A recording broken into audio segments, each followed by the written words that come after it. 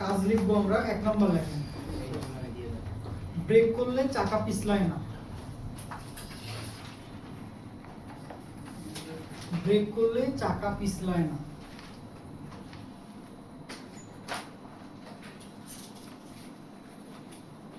আর 2 নম্বর কাজ লেখেন, ব্রেক করলে গাড়ির ডিরেকশন চেঞ্জ করা যায়। ব্রেক করলে গাড়ির দিক পরিবর্তন করা যায়, মানে স্টিয়ারিং ঘুরিয়ে ডানে বামে গাড়িকে নেওয়া যায়।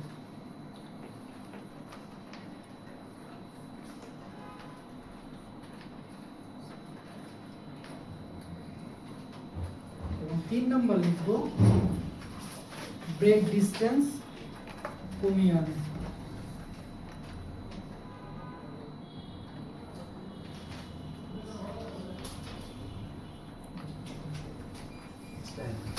ব্রেক ডিসটেন্স কমিয়ে আনে।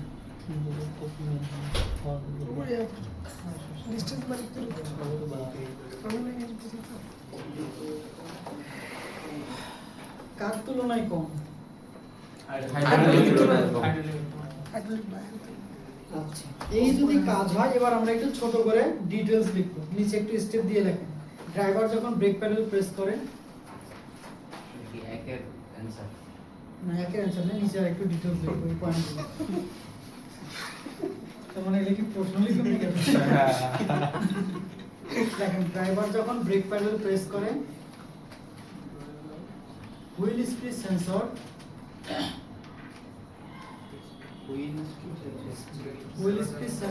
ECU के ABS ECU के wheel speed sensor ABS ECU के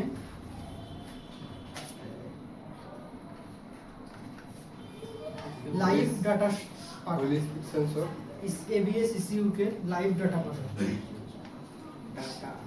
লাইভ ডাটা পাঠায়। এই তথ্যকে ক্যালকুলেশন করে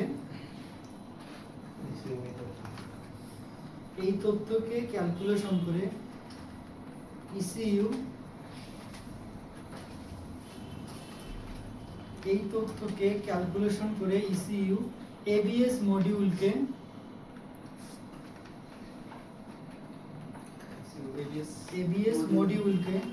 মডিউল বলতে মোটর বোঝাচ্ছে বা অ্যাকচুয়েটর বোঝাচ্ছে। মডিউলকে প্রতি সেকেন্ডে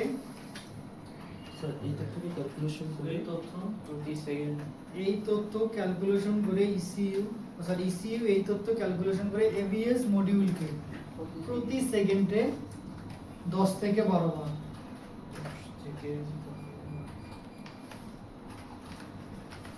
10 থেকে 12 বার শু এবং প্যাডকে ডিস্ক এবং ড্রামের সাথে এঙ্গেজ ডিসএঙ্গেজ করে।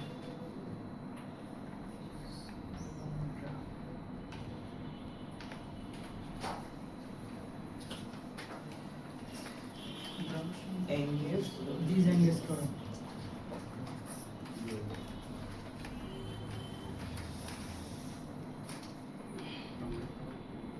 যদি তাই হয়, এবার আমরা কম্পোনেন্ট লিখবো। দেখেন, ABS সিস্টেমের কম্পোনেন্ট।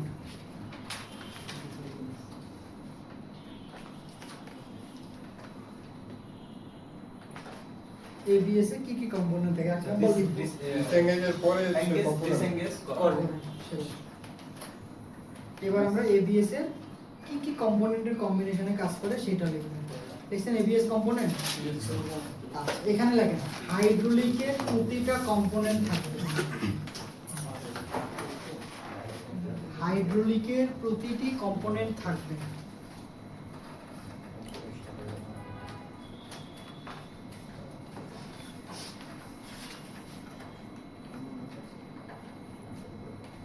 কম্পোনেন্ট থাকবে, পাশাপাশি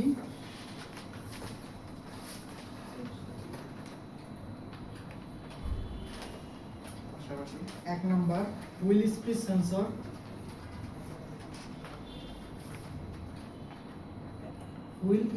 সেন্সর, ABS ECU, 3 নাম্বার লিখো ABS module,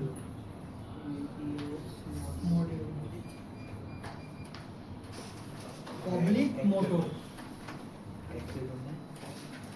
ABS module oblique motor লেখো। সলিনয়েড ভালভ একটু এই হচ্ছে ABS সিস্টেমের কম্পোনেন্ট।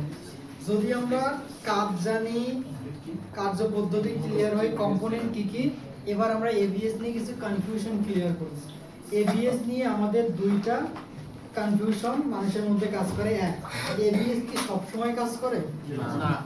ABS একটা নির্দিষ্ট গতির উপরে ওঠার পর কাজ করে। যদি তাই হয় তাহলে ABS কি সব সময় সেম প্রেসারে যায়? না। গতির উপর ভিত্তি করে প্রেসার কখনো বাড়ে কখনো কমে। কিভাবে? ওই যে ABS মডিউলের মধ্যে যে সলিনয়েড ভালভ, ওর মধ্যে যে একটা ছিল রিজার্ভে, ওই রিজার্ভ ভালভটা একটা সাডেন পিরিয়ডে খুলে যায়, একটা সাডেন পিরিয়ডে এসে বন্ধ হয়। তাহলে প্রশ্ন লেখেন, ABS কি সব সময় কাজ করে? প্রশ্ন লেখেন, ABS কি সব সময় কাজ করে?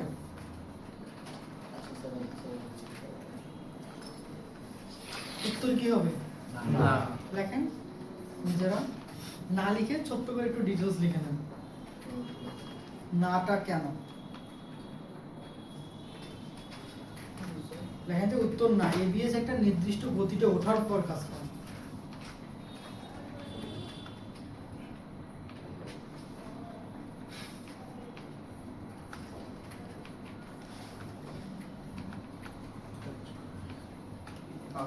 আরেকটা কনফিউশন, অনেকেই মনে করে ABS শুধুমাত্র ডিস্ক ব্রেকে কাজ করে, ড্রাম ব্রেকে কাজ করে না।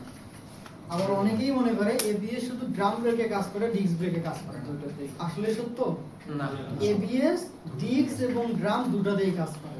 তাইলে একটু পরে লেখেন, তাহলে ডিস্ক ড্রামে দুটোতেই কাজ করলে এই কনফিউশনটা কেন আসলো? কারণ বাইকে যখন চালাতে যাবেন তখন সিঙ্গেল ABS আর ডাবল ABS আছে।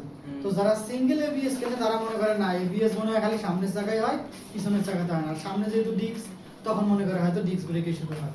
আসলে ABS ড্রাম ডিস্ক উভয়টাতেই হয়। লিখে নেব।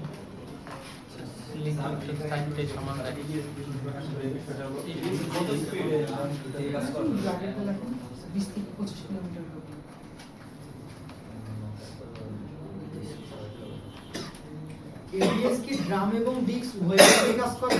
জি। উত্তর হ্যাঁ। শেষ। হ্যাঁ হইলে তার বোঝানো লাগবে না, কিন্তু না হইলে মানে হারাম হইলে কোনো বুঝাইতে হয় না, কিন্তু হালাল হইলে বুঝাইতে হবে যে কেন হালাল। ABS মডিউল থেকে যায়, এইজন্য কাজ করে না, তো ABS মডিউল থেকে যায়। তাহলে এই হচ্ছে হিসাব। এখানে আরো একটা কনফিউশন আছে বাইকারদের জন্য, যে ওনারা মনে করে যে হাইড্রোলিকের থেকে ABS খারাপ। আসলে হাইড্রোলিকের থেকে ABS ভালো না ভালো? ভালো। যদি খারাপই হইতো তাহলে হাইড্রোলিকের থেকে ABS এর বাইকের দাম কমে যেত। কিন্তু বাইকের দাম বেশি আবার খারাপ, এটা আসলে না। ABS আপনি তখনই 100% রেজাল্ট পাবেন যখন আপনি ABS কে ফুল প্রেস করবেন, বাকিটা ECU করে নেবেন। এবং ব্রেক করার সময় আপনাকে বারবার আপ ডাউন করতে হবে না, বারবার আপ ডাউন করবে মডিউল নিজেই, যেটাকে ECU কন্ট্রোল করবে। এই হচ্ছে ABS নিয়ে বিস্তারিত আলোচনা। এখন বলেন, আর কিছু লেখা বাকি আছে? বুঝাই দিছি। আপনাদের কাছে হচ্ছে বাসায় গিয়ে এই EBD দিয়ে সার্চ দিয়ে এইটা নিয়ে আরেকটু জানা, কারণ সীমাবদ্ধতা আছে। স্যারকে কোনো একটা জায়গা পর্যন্ত গিয়ে থামতে বলা হয়েছে, যার কারণে স্যার থামতেছে। ম্যাডাম আমরা বলুন না। ঠিক আছে, কিন্তু স্যারকে কোনো একটা জায়গা পর্যন্ত থামতে বলা হয়েছে। আমিও রুলসের বাইরে যেতে পারি, কিন্তু আমি আপনাকে ওয়ে দেখাই দিচ্ছি। মানে বিষয়টা হচ্ছে, আচ্ছা আমার মাথার উপর ডিম আছে, কোন তো মাথার উপরে কি আছে? এটা এখন আপনাকে লেখেন। তার উপরে EBD ফুল ফর্ম লিখে নেন, electronic brake force distribution. Electronic brake force distribution.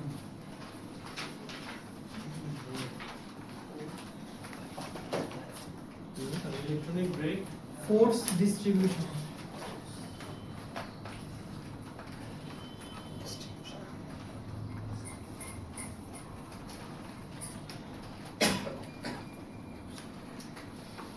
বুঝছেন? ছোট্ট করে কাজটা দেখেন, দেখেন এবিএস প্রতিটা চাকায় সমানভাবে ব্রেক ফ্লুইডের প্রেসার। আগে এবিএস এর দুর্নামটা দেখেন, তাহলে আমরা বুঝবো যে কেন নিয়ে আসছে। এবিএস প্রতিটা চাকায় সমানভাবে কাজ ব্রেক করে। ফোর্স পাঠায়।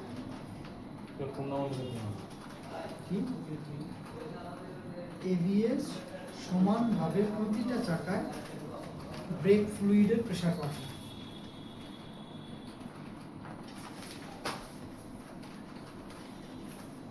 প্রতিটা চাকায় ব্রেক ফ্লুইডের প্রেসার পাঠায়।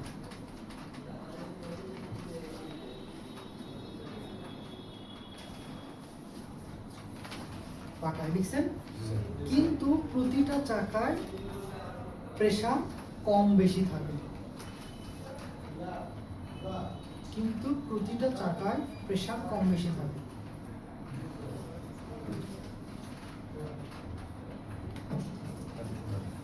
এতে প্রতিটা চাকায় প্রেসার কম বেশি থাকে, যার কারণে গাড়ি থামতে ডিসটেন্স বেশি লাগে। যার কারণে প্রতি চাকায় প্রেশার কম বেশি। প্রেসার কম বেশি থাকে, যার কারণে গাড়ি থামতে বেশি সময় লাগে বা বেশি দূরত্ব লাগে, তো গাড়ি থামার ডিসটেন্স বেড়ে যায়। এই সমস্যার সমাধানের জন্য ইএবি সিস্টেম আনা হয়েছে। এই সমস্যার সমাধানের জন্য ইবিডি সিস্টেম কাজ করে। এবার কি কাজ করে সেটা দেখব।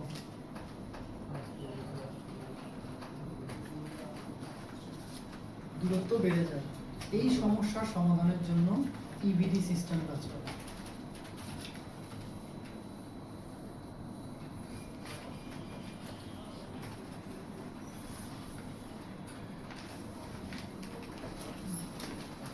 একটু স্টেপ দিয়ে নিচে আসি।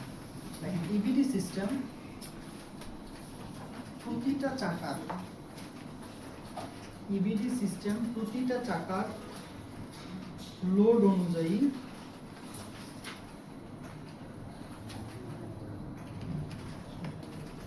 ইবিডি সিস্টেম প্রতিটা চাকায় লোড অনুযায়ী ব্রেক ফ্লুইডের প্রেসার পাঠায়।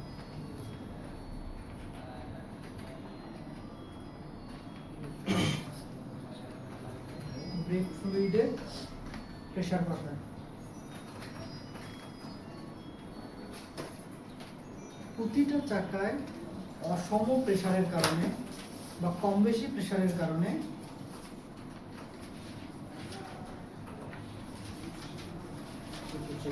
ব্রেক ডিসটেন্স কমে আসে। প্রতিটা চাকায় অসম প্রেসারের কারণে এটার পরে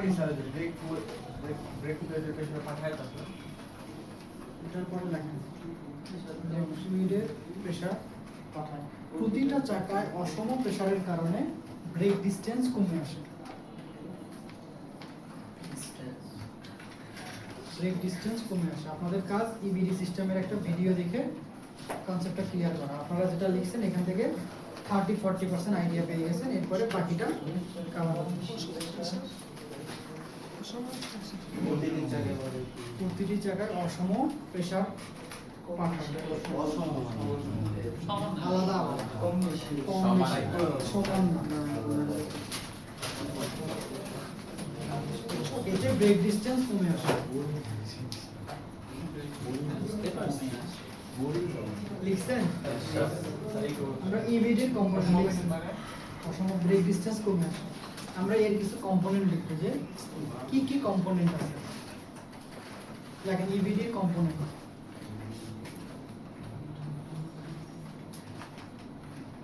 ইবিডির কম্পোনেন্ট লিখব। হাইড্রোলিকের কম্পোনেন্ট থাকবে, আমি সব জায়গায় যোগ করব। বুঝছেন? হাইড্রোলিকের কম্পোনেন্ট থাকবে।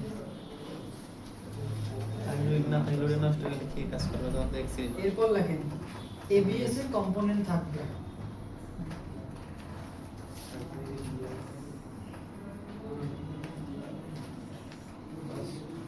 এবিএস এর কম্পোনেন্ট থাকবে। এরপরে পার্টগুলো অ্যাড হবে। এক নম্বর লিখব লোড সেন্সর। এই লোড সেন্সরের কাজ প্রতিটা চাকায় কি পরিমাণ ওজন পড়তেছে সেটা মাপা। ওজন মেশিনের মতো কাজ করে। লোড সেন্সর লিখছেন ইবিডি ইসিইউ,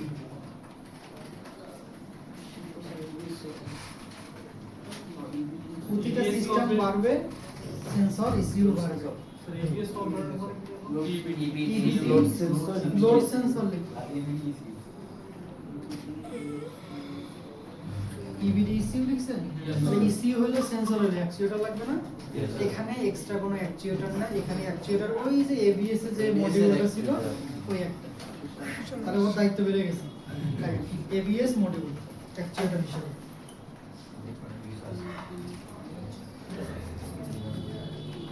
এবিএস মডিউল, তাহলে এই হচ্ছে লোড সেন্সর। এর কাজ প্রতিটা চাকায় সমান করে না দিয়ে কম বেশি করে ফোর্স পাঠানো, এতে গাড়ির ব্রেক ডিসটেন্স কমে আসে। এরপরে আসছে ইবিডি ইএসপি সিস্টেম। দেখেন ESP electronic stability programme, electronic stability programme.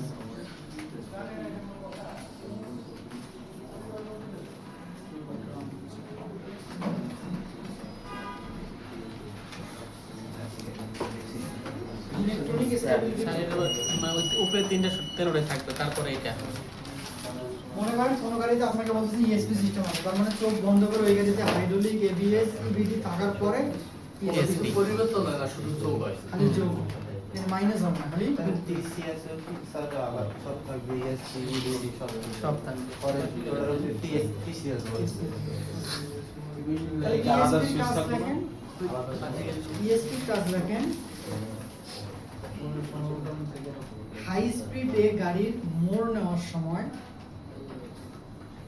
High স্পিডে গাড়ি মোড় নেওয়ার সময়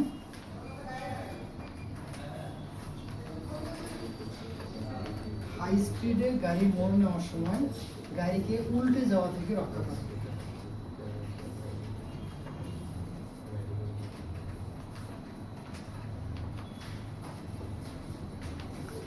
গাড়িকে উল্টে যাওয়া থেকে রক্ষা করে। মানে এই সিস্টেম থাকলে আপনি গাড়িকে উল্টে দিতে পারবেন না, খাদে নিয়ে গিয়ে ফেলে দিলে অন্য কিছু।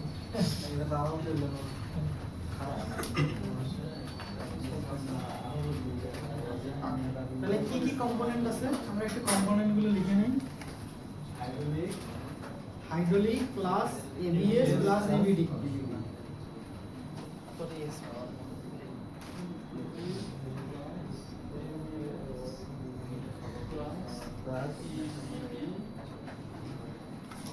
এরপরে পাশাপাশি এক্সট্রা কি কি আছে সেগুলো লিখব। আচ্ছা এক্সট্রা গুলো লিখে নেন। 1 নম্বর steering angle sensor ESP, hydraulic EBD ABS. Steering angle sensor এর কাজ হচ্ছে ড্রাইভার স্টিয়ারিং কে কত ডিগ্রি ডানে বা কত ডিগ্রি বামে ঘুরাইছে। 2 নম্বর লেখেন টর্ক সেন্সর, টর্ক টর্ক শক্তি TORQUE, ড্রাইভার স্টিয়ারিং কে কি পরিমাণ শক্তি দিয়ে ঘোরাচ্ছে। Torque sensor. 3 নম্বর yaw rate sensor YAW,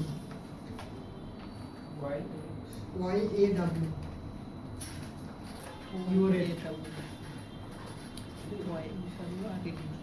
urate oblique G sensor, yaw rate লিখে অবলিক দেন, দিয়ে লেখেন জি সেন্সর। জি সেন্সর লিখছেন, অবলিক দিয়ে লেখেন গ্র্যাভিটি সেন্সর। এই সেন্সরের 3টা নাম আছে।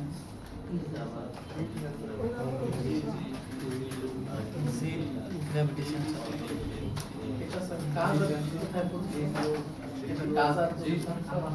এর পজিশন গাড়ির ঠিক মিডল পয়েন্টে। স্যার এই সেন্সরের পরে কি এটা জি সেন্সর? এটা কি স্টারিং এর সাথে থাকবে? সেন্সর এটাই জি সেন্সর, এটাই গ্র্যাভিটি সেন্সর। এই সেন্সরের কাজটা একটু যদি বলি, এটা নতুন একটা শব্দ। আমাদের ফোনে কম্পাস থাকে না, এটা দিয়ে আমরা কি দেখি?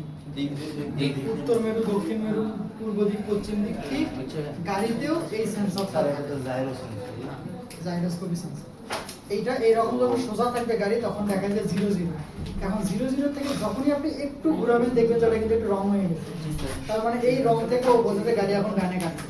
আবার যখন সোজা তখন গাড়ি সোজা, আবার যখন বামে তখন মনে করে বামে কাটছে। অর্থাৎ ড্রাইভার গাড়ি ডানে যাবে নাকি বামে যাচ্ছে এই জিনিসটাও এই সেন্সর থেকে ডাকা হয়। কারণ ড্রাইভার কোন দিকে ঘোরাচ্ছে এটা যদি আমার না জানে তাহলে আমি কোন চাকাকে লক করব?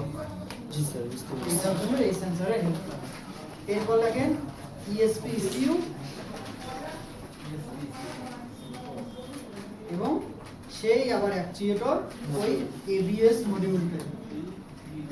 যত সিস্টেম বাড়তেছে ওর উপরে তত চাপ বাড়তেছে।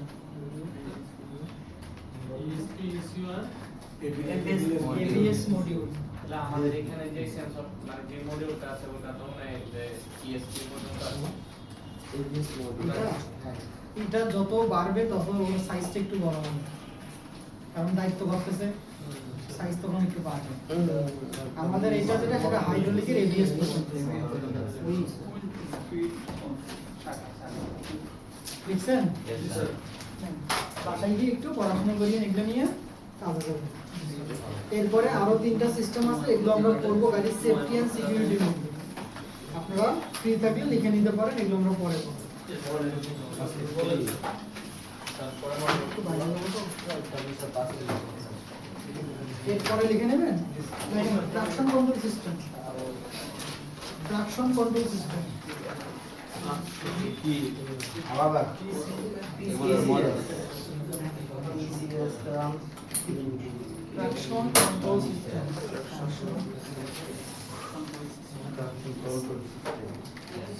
এরপর লেখেন hill hold control. Hill hold control.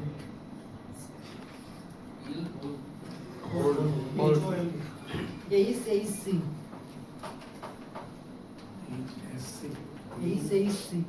Short form. এরপর লেখেন HDC। HDC এর ফুল ফর্ম হচ্ছে hill descent control. Hill descent control. Sir ভালো আছেন? তাবলিগ থেকে আসলেন নাকি?